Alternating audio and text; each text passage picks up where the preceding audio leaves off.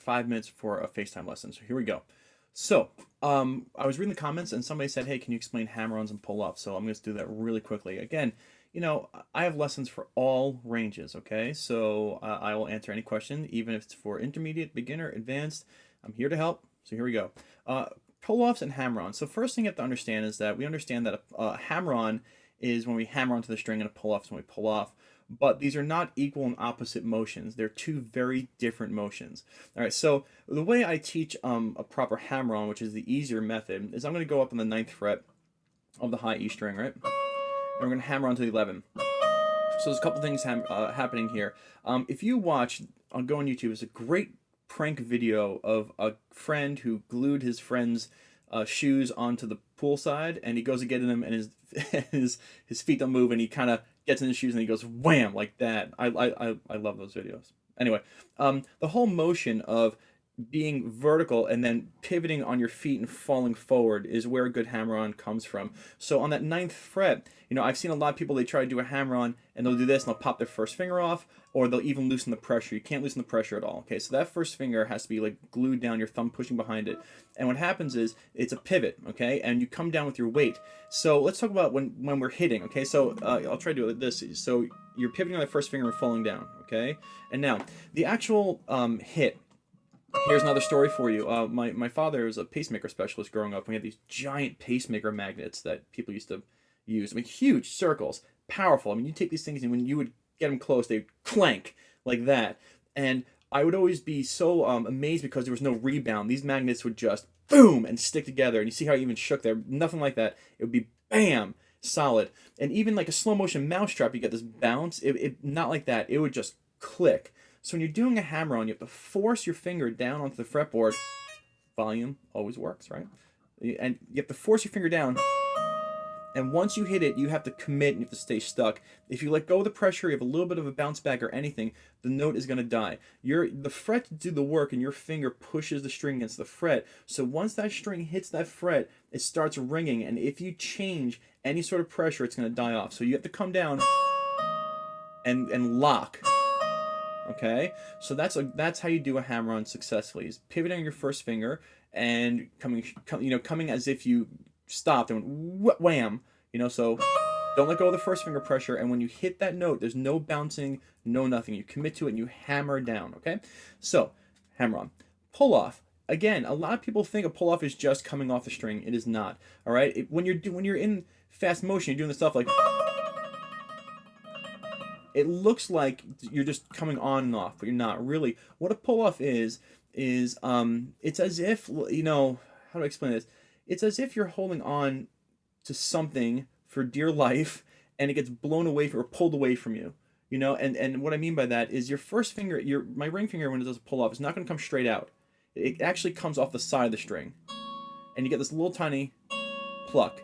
I'm not bending the string. Again, if you're doing a hammer and a pull-off, you have to have another finger down as well. You're pulling off to a note. So that finger is the anchor. So you don't want to let the string bend, but you don't come off. You kind of come off, instead of straight up, you want to kind of come off that way. Okay, I'm going slow motion. You can see. And what happens is the string gets kind of stuck on the skin of your finger and slips out from under you. Okay? So when you're doing this, you can see my pull-off actually is coming out to the side this way. It's not coming, I'm not doing this. I'm not going and coming up.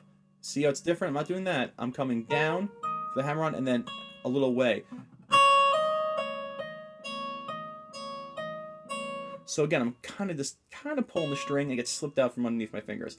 So your hammer-on and pull-off techniques. Hammer-ons, you have to keep your first finger down and you have to come down like the hammer of Thor and you cannot bounce that fretboard. That might be a little loud for you guys.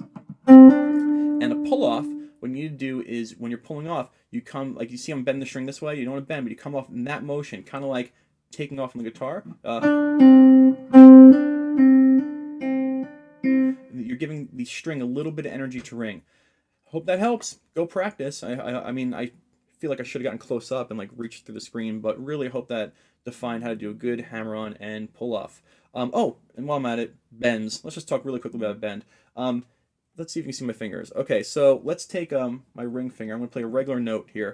A regular note, my ring finger. I'm going to squeeze really hard so I can get a nice indent on my ring finger. I don't know if you can see it, but there's the indent, okay? Pretty much on the pad. That's how you play when you're playing, and I call it padding a note, okay? But if I knew I was going to bend it, okay? If I knew I was going to bend this, you have to come down actually with more of a cat's claw, okay? And now I'm going to get ready to bend. I'm going to squeeze really hard so you can see where my string ends up. Let's see.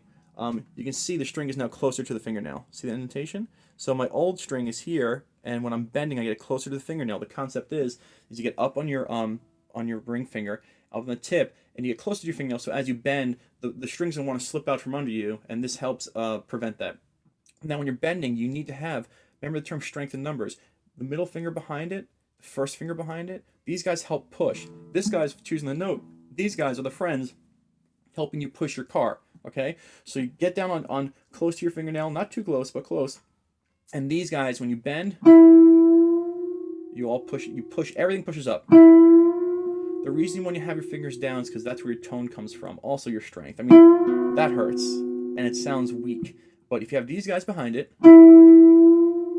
it's gonna help. So get your string closer to the fingernail when you want to bend. It's a conscious decision.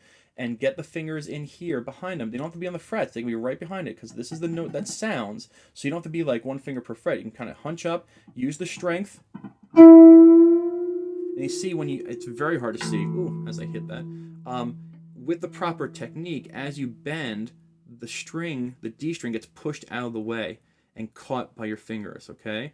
And they stop there. So you're actually pushing that string that might interfere out of the way. So get your ring finger, or get the bending finger, which is usually ring finger, closer to your fingernail. Get these guys behind it. Bend. Now, when you're talking about bends, there's two types of bends, really.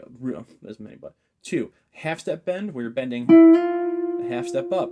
There's no physical mark here, okay? You have to listen for it. There it is. Or whole step bend. Okay, so you got to practice both. Half steps and a whole step. All right, hammer-ons, check. Pull-offs, check. Bends, check. Lesson, check.